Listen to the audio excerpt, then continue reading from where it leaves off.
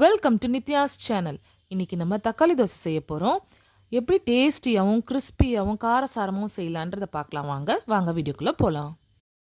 தக்காளி தோசைக்காக இட்லி அரிசியை நான் ஒரு 1/2 கிலோ எடுத்துக்கிறேன். இந்த கிளாஸில் 2 சேர்த்தா 1/2 கிலோ ஆகும். அந்த அரிசி எடுத்துக்கிறேன். நான் நல்லா வாஷ் பண்ணிவிட்டு ஒரு 3 hours நல்லா ஊறட்டும். இது அதுக்கப்புறம் நம்ம அரைச்சி எடுத்துக்கலாம். 1/2 கிலோ அரிசிக்கு நான் 3/4 கிலோ தக்காளி எடுத்திருக்கேன். தக்காளி அதிகமாக சேர்த்தா புளிப்பு அதிகமாக நல்லாயிருக்கும். நான் காஞ்ச மிளகா ஒரு 12லேருந்து 13 காஞ்ச மிளகா எடுத்துக்கிறேன். அவங்கவுங்க காரத்துக்கு ஏற்ற மாதிரி காஞ்ச மிளகா சேர்த்துக்கலாம். சோம்பு நல்ல வாசமாக இருக்கும். நான் ஒரு 1.5 ஸ்பூன் அளவுக்கு சோம்பு எடுத்துக்கிறேன். கொஞ்சம் பெருங்காயத்தூள். அரிசி நல்லா ஊறினதுக்கப்புறமா நான் மிக்சிலே அரைச்சி எடுத்துக்கிறேன் அரிசியை.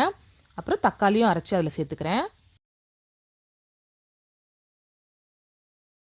அடுத்து காஞ்ச மிளகா சோம்பை கொஞ்சம் தக்காளி சேர்த்து நல்லா அரைச்சி இதில் போட்டுக்கிறேன். நான் அடுத்து உப்பு சேர்த்துக்கலாம், பெருங்காயத்தூள் சேர்த்துக்கலாம். இப்போ இதில் அரிசி அரைச்சி சேர்த்தாச்சு, தக்காளி சேர்த்தாச்சு, காஞ்ச மிளகா சோம்பு எல்லாம் அரைச்சி இதில் சேர்த்தாச்சு. உப்பும் பெருங்காயமும் சேர்த்துட்டு இது எல்லாத்தையும் நல்லா மிக்ஸ் பண்ணிக்கலாம்.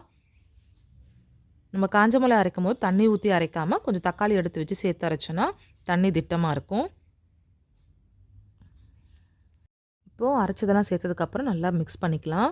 இதுக்கப்புறம் இதை தாளித்து கொட்டி நல்லா கலந்து சுடணும். இது ஊரெல்லாம் புளிக்க தேவையில்லை. நம்ம இதெல்லாம் கலந்து உடனே சுட ஆரம்பிச்சிடலாம். அரிசி ஊறுற டைம் மட்டும்தான் நம்மளுக்கு. ஏன்னா தக்காளி சேர்த்ததுனால நல்லா புளிப்பாக நல்லாயிருக்கும். காஞ்ச மிளகாலாம் சேர்த்ததுனால காரசாரமாக ஸ்பைஸியாக சூப்பராக இருக்கும். இப்போ தாளிக்க ஆரம்பிச்சிடலாம்.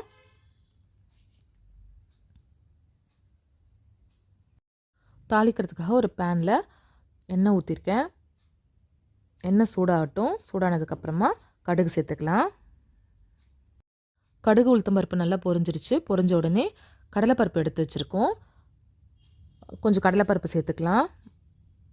இது பார்த்திங்கன்னா ஒரு 3 குழிக்கரண்டி இருக்கும். கடலைப்பருப்பு பாருங்கள் நல்லா வறுபட்டுருச்சு. இப்போ இதில் கருவேப்பிலை சேர்த்துக்கலாம். அடுத்து நான் ஒரு 3 பெரிய வெங்காயம் நல்லா பொடியாக கட் பண்ணி வச்சுருக்கேன். அதையும் சேர்த்துக்கிறேன்.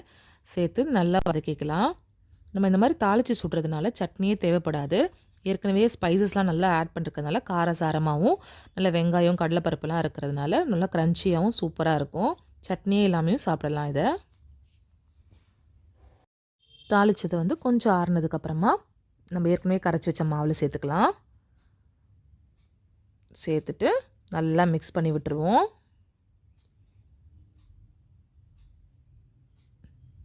ஏற்கனவே உப்பெல்லாம் சேர்த்தாச்சு. மிக்ஸ் பண்ணிவிட்டு தோசை தவாவில் ஊற்றினா தோசை ரெடி. நம்ம எல்லாம் மிக்ஸ் பண்ணதுக்கப்புறமா மாவு பார்த்திங்கன்னா இந்த பதத்துக்கு இருக்கணும். சப்போஸ் கெட்டியாக இருந்ததுன்னா கொஞ்சம் தண்ணி சேர்த்துக்கோங்க. சேர்த்துட்டு இந்த மாதிரி நல்லா கலந்து விட்டு தோசை ஊற்றணுன்னா நல்லா மொறுமொறுப்பாக கிறிஸ்பியாக இருக்கும். தோசைக்கல் வச்சுருக்கோம் தோசை ஊற்றுறதுக்கு. காஞ்சதுக்கப்புறமா தோசை ஊற்றிக்கலாம். அதை பாருங்கள் இந்த மாதிரி ஊற்றணும் தோசை. ஏன்னா இதில் கடலைப்பருப்பு வெங்காயம்லாம் இருக்கிறதுனால நடுவில் ஊற்றி நம்ம நல்லா தேய்க்க முடியாது. இந்த மாதிரி ஊற்றணும். அதுக்காக தான் இந்த பதத்தில் இருக்கணும் மாவுன்னு நான் சொன்னேன். இந்த மாதிரி ஊற்றுறதுக்கு அதுக்குன்னு ரவா தோசை அளவுக்கு தண்ணியெல்லாம் இருக்கக்கூடாது. பார்த்துக்கோங்க. இந்த அளவுக்கு கன்சிஸ்டன்சி இருந்துச்சுன்னா தோசை அழகாக வரும். நல்லா எண்ணெய் ஊற்றி நல்லா கிறிஸ்பியாக இதை சுட்டு எடுத்தோன்னா சூப்பரான டேஸ்ட்டில் தக்காளி தோசை ரெடி ஆகிடும்.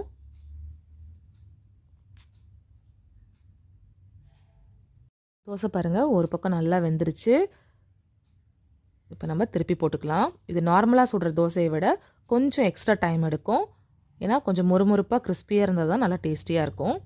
பாருங்கள் திருப்பி போட்டாச்சு. திருப்பி போட்டு நம்ம உடனே எடுத்துடக்கூடாது. நல்லா செவந்து வந்தால் தான் தோசை டேஸ்டியாக இருக்கும். பாருங்கள் சூப்பரான தக்காளி தோசை நல்லா சூப்பராக மணமணக்க ரெடியாக இருக்குது. கண்டிப்பாக நீங்கள் வீட்டில் ட்ரை பண்ணி பாருங்கள்.